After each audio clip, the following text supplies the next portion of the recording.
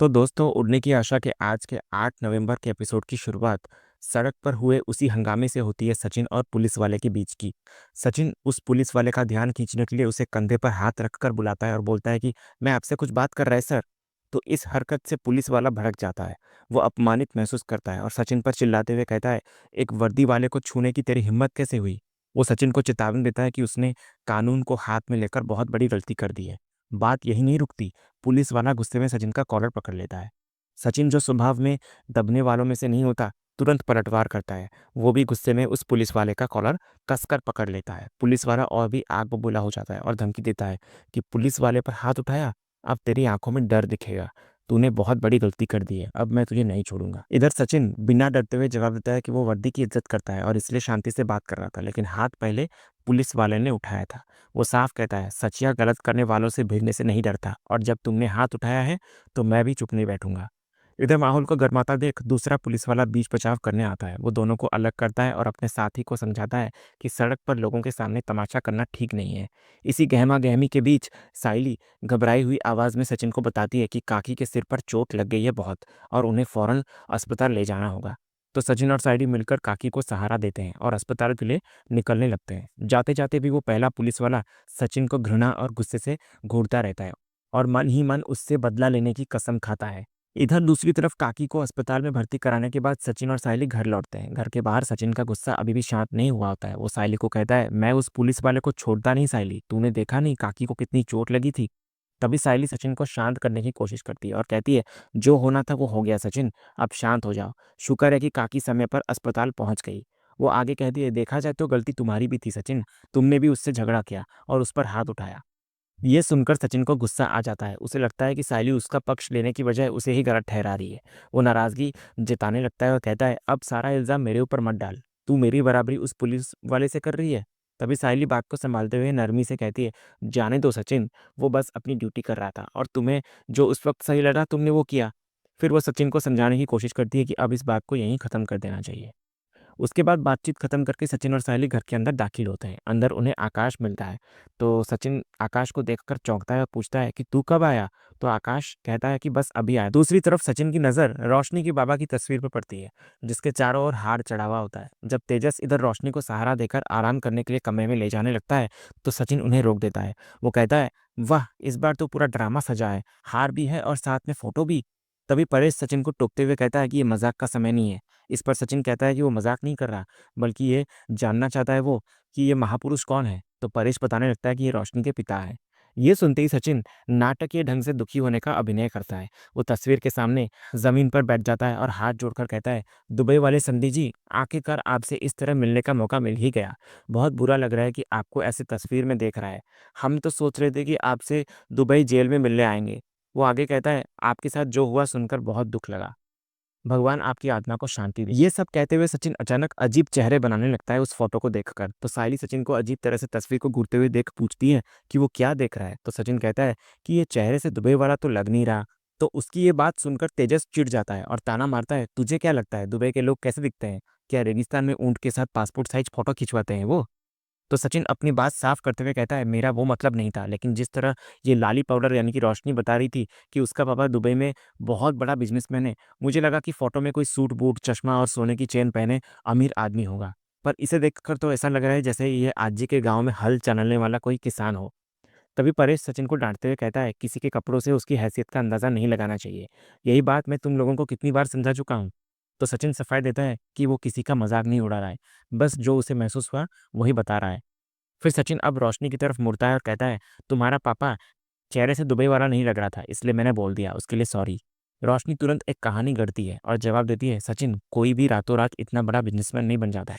Dubai जाने से पहले मेरे पापा एक होटल में काम करते थे, तो ये तस्वीर तब की है। तो ये सुनकर सचिन एक और टिप्पणी करता है कि ओह, तो फिर मैं सॉरी बोलता हूँ। मुझे नहीं पता था कि तुम्हारे परिवार में करोड़पति बनने से पहले और करोड़पति बनने के बाद वाला लुक अलग अलग होता है। तो रेणुका को सचिन की इस हरकत पर बहुत गुस्सा आता है। वो उसे डांटती है, हो गया तेरा, जब देखो बकवास करता रहता है, ना समय देखता है और ना माहौल, हर वक्त मजाक सोचता है, थोड़ी देर चुप बैठ। इधर रोशनी अब विक्टिम कार्ड खेलती है और सचिन से कहती है, तुम में थोड़ी सी भी इंसानियत नहीं है ना सचिन? पता नहीं किस मिट्टी के बने हो तुम। तभी रेणुका तुरंत रोशनी का पक्ष लेती है और उसे दिलासा देती है, जाने दे रोशनी, तू इस नालायक पर ध्यान क्यों दे रही है? तुझे तो पता है ना कि ये कैसा है, तू ये फ़ोटो लेकर अपने कमरे में जा। तो रोशनी तस्वीर लेकर अपने कमरे की ओर जाने लगती है। जैसे ही वो जाती है, वो मन ही मन सोचती है, भगवान का शुक्र है, मेरी एक्टिंग के बारे में किसी को पता नहीं चला। चलो कम से कम अब कोई मुझ पर शक तो नहीं करेगा। इधर रोशनी के जाने के बाद भी सचिन का शक खत्म नहीं होता। वो धीरे से सायली की ओर झुककर पूछता है, ये पक्का इसी का बाप है ना? दूसरी तरफ आकाश के कमरे में रेणुका आती है और देखती है कि वो कमरे की चीज़ों को व्यवस्थित कर रहा होता है। ये देखकर वो मन ही मन चिढ़ जाती है और सोचती है कि रिया ने आकाश को पूरी तरह से अपना जोरू का गुलाम बना लिया है और उससे नौकरों की तरह काम करवा रही है। वो फैसला करती है उसे इस बारे में आकाश से बात करनी ही होगी। फिर रेणुका आकाश से आकर पूछती है कि वो अभी-अभी बाहर से थका हारा आया है, फिर भी ये सब क्यों कर रहा है? तो आकाश जवाब देता है कि उसे चीज़ें बिखरी हुई पसंद नहीं है और वैसे भी रिया एक ज़रूरी डबिंग के लिए बाहर गई है, तो वो फ्री था इसलिए उसने कर दिया। ये सुनकर रेणुका ताना मारती है, ये अच्छा है, तू अभी घर आया और वो चली गई और तेरे जाने से पहले भी वो घर पर नहीं थी ना? आखिर तुम दोनों के बीच चल क्या रहा है? तो आकाश रेणुका को शांत रहने के लिए कहता है और भरोसा दिलाता है कि वो सब कुछ सँभाल लेगा। तो रेणुका आकाश की बातों से संतुष्ट नहीं होती, वो उसका कान खींचती है और कहती है कि घर में जो हो रहा है, उसे देखकर वो तनाव कैसे न ले? आकाश को लगता है कि वो रोशनी के बाबा के बारे में बात कर रही है, लेकिन रेणुका मना कर देती है। तभी आकाश परेशान होकर पूछता है कि आखिर असल समस्या क्या है और वो उससे अकेले में क्या बात करना चाहती है? तभी रेणुका उसे कुछ बताए बिना खींचकर हॉल में ले आती है और उसे आजी के पुराने पालने की ओर इशारा करती है। तो आकाश उसे देखकर चौंक जाता है और मजाक में पूछता है, घर में कोई खुशखबरी आने वाली है क्या? तो रेणुका बताती है कि ये पालना आजी ने गांवों से खास तौर पर भेजा है। ये एक सीधा इशारा होता है कि अब घर में नन्हे मेहमान के आने का समय हो गया है, इसलिए उन्हें इस बारे में सोचना चाहिए।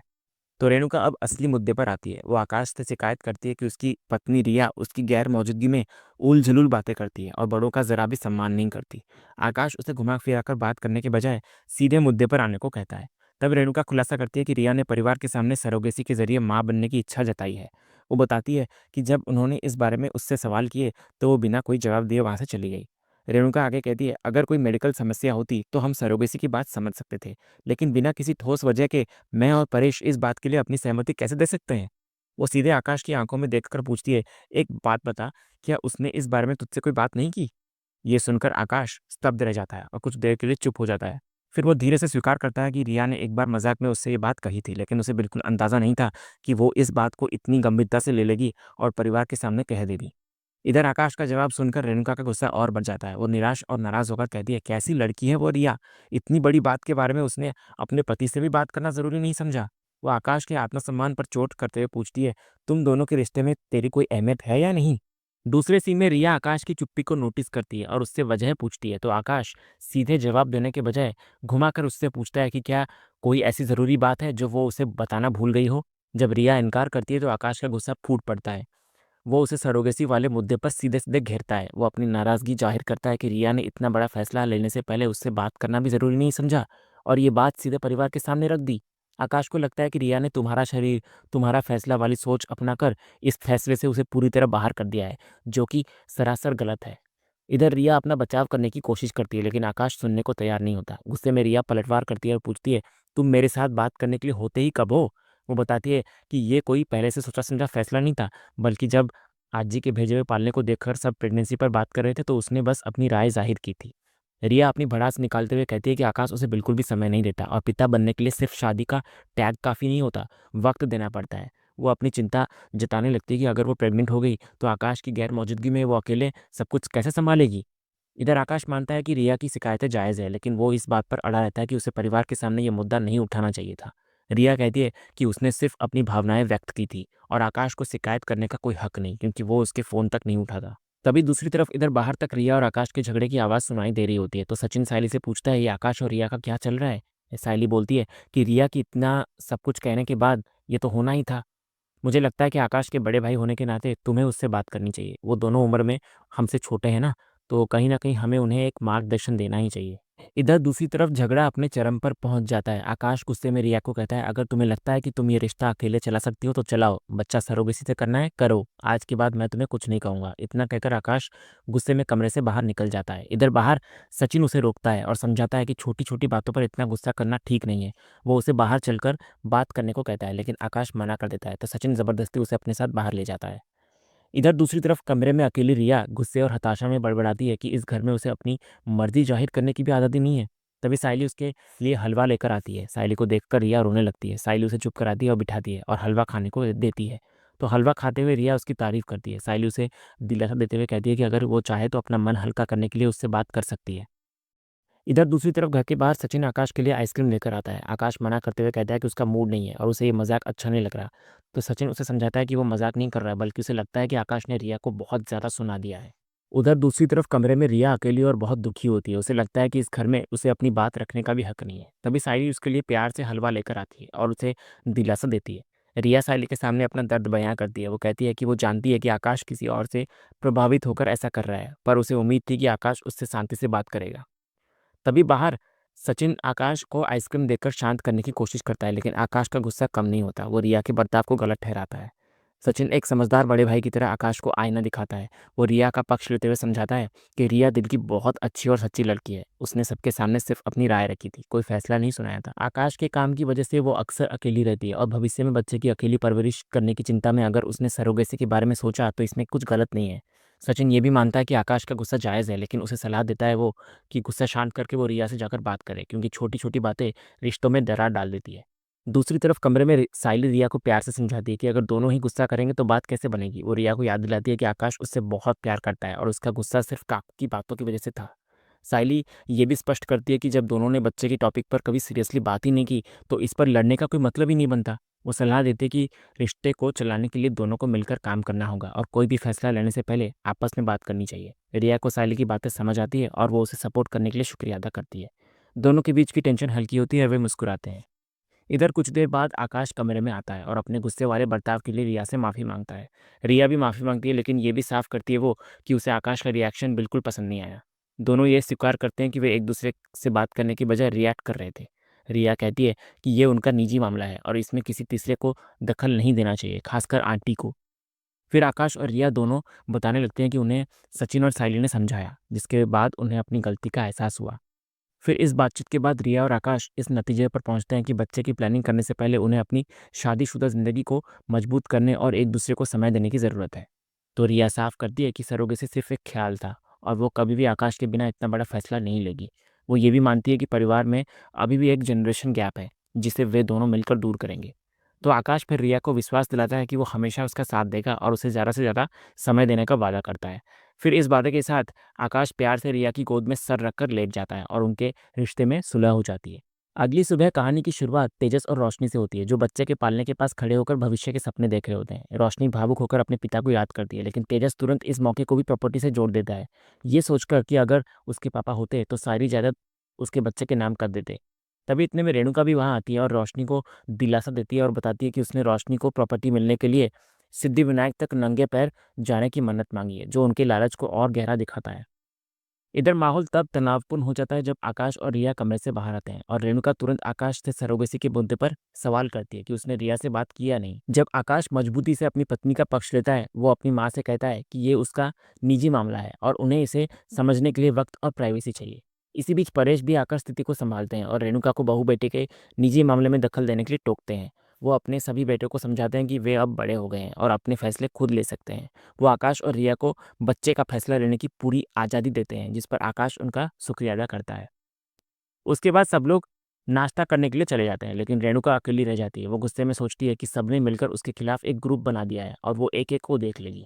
दूसरे सीन की शुरुआत साइली से होती है, जो परेश और रेणुका के लिए चाय लेकर आती है। परेश और रेणुका को चाय देने के बाद वो सचिन के लिए अलग से चाय बनाने किचन की तरफ बढ़ती ही है कि माहौल में अचानक तनाव आ जाता है।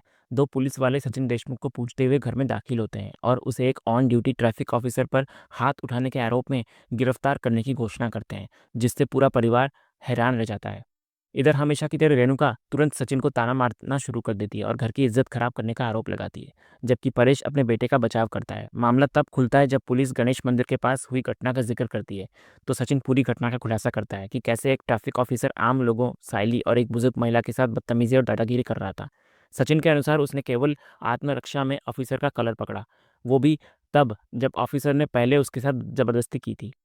तभी इस खुलासे के बाद कहानी में एक भावनात्मक मोड़ आता है। साइली, आकाश और रिया तीनों एक एक करके सचिन के पक्ष में खड़े हो जाते हैं और पुलिस के बर्ताव पर सवाल उठाते हैं। पूरा परिवार रेणुका को छोड़कर सचिन के साथ खड़ा हो जाता है और पुलिस को बताने लगता है कि वे इस मामले को चुपचाप नहीं सहेंगे। इस एकता के बावजूद रेणुका सचिन को ताने मारना जारी रखती है और उसे हीरो बनने और दूसरों के मामलों में दखल देने के लिए कोसती है।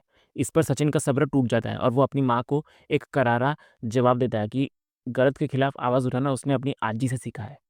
अंत में पुलिस इस पारिवारिक बहस को रोक देती है और कानून का हवाला देते हुए परिवार के विरोध के बावजूद सचिन को गिरफ्तार करने का फैसला करती है। तभी सचिन पुलिस वालों को बोलता है कि सवाल जवाब करने के लिए जाने का है ना मेरे को, तो चलो पुलिस स्टेशन आता है मैं। जो भी सवाल जवाब करने का है वो करो और रिपोर्ट लिखो, फिर वापस तो आ जाएगा ना मैं। फिर सचिन साहिल को बोलता है टेंशन नहीं, मैं जाकर आता है। परेश सचिन को बोलता है कि मैं भी तेरे साथ चलता हूँ। तो सचिन बोलता है कि टेंशन मत ले बाबा, मैं निपट लेगा अकेले।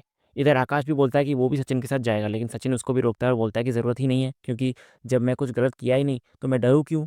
और पुलिस चौकी तो जा रहा है ना मैं, तो कुछ ऊपर नीचे हो जाएगा तो मालूम पड़ेगा ना तुम लोगों को। इतना कहकर सचिन पुलिस वालों के साथ चला जाता है। तभी सचिन के जाते ही साइली भी तुरंत पुलिस स्टेशन जाने के लिए निकलती है, तो रेणुका उसे रोककर पूछती है तू कहाँ जा रही है और घर में खाना कौन बनाएगा। ये सुनकर साइली रेणुका को बोलती है काकू आप ये क्या कह रही हैं, सचिन को पुलिस पकड़ कर ले गई है और आपको खाने की पड़ी है। परेश भी अपनी पत्नी को उसके बेटे की गिरफ्तारी पर चिंता करने की बजाय खाने की फिक्र करने के लिए फटकारता है।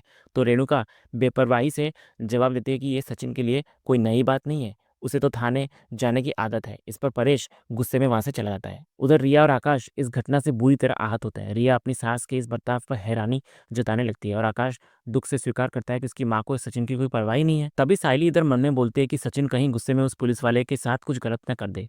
और इसी सीन के साथ ही आज का ये एपिसोड यहीं खत्म होता है। तो दोस्तों आज का वीडियो आपको कैसा लगा कमेंट के माध्यम से हमें ज़रूर बताइएगा और कमेंट में हाइप करना भी मत भूलिएगा और वीडियो को लाइक भी कीजिएगा, शेयर भी कीजिएगा, सब्सक्राइब करना भी मत भूलिएगा, ताकि ऐसे ही रोज़ लेटेस्ट एपिसोड के अपडेट्स आप टेलीविजन से पहले पा सकें। तो मिलते हैं हम एक नए एपिसोड के रिव्यू में, तब तक के लिए स्वस्थ रहें, मस्त रहें।